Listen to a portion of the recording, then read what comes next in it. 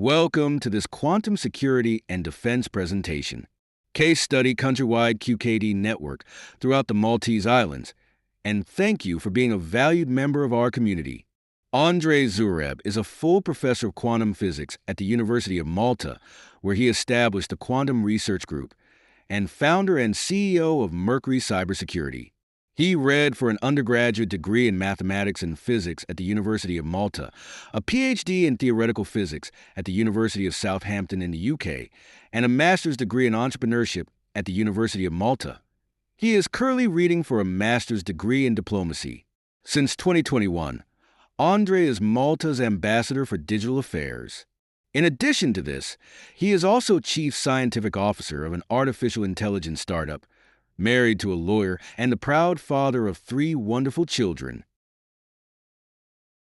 Thank you so much, Anna, and thank you, Anna and Steve, for the invitation. And it's a pleasure to meet everyone. And as they say, kind of good morning, afternoon, and good evening, depending on wherever you are in the world.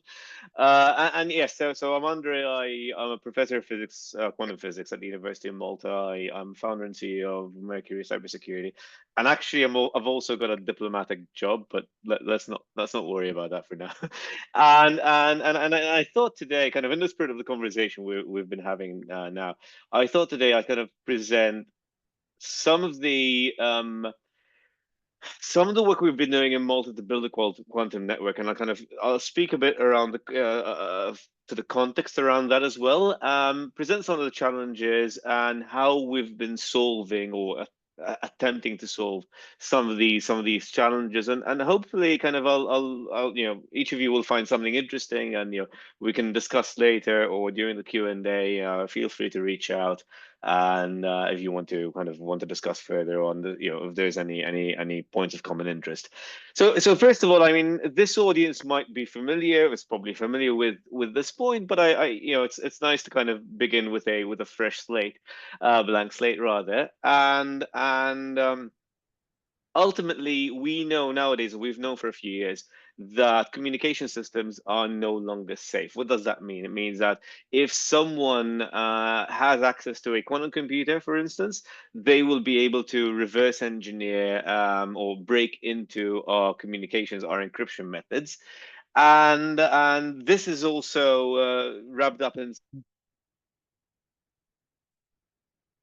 something called the store now, decrypt later attack, which is even worse, which is where people eavesdrop upon or store data nowadays, hold on to it for a few years, and then feed it to a quantum computer in 5, 6, or 7 years' time when those quantum computers are available. I would go a bit further and say that the threat is actually a bit wider, in the sense that we don't yet know what we don't yet know.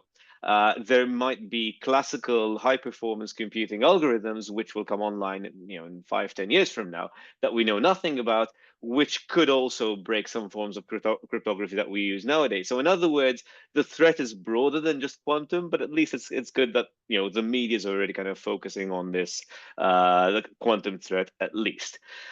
Beyond this, and perhaps kind of for an international audience, I also like to emphasize this point.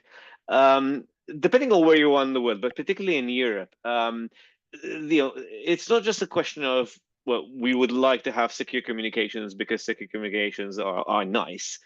It's also a question that secure communication is actually a basic right for citizens in most countries in Europe. Thank you for watching this presentation, and thank you for being a valued member of our community.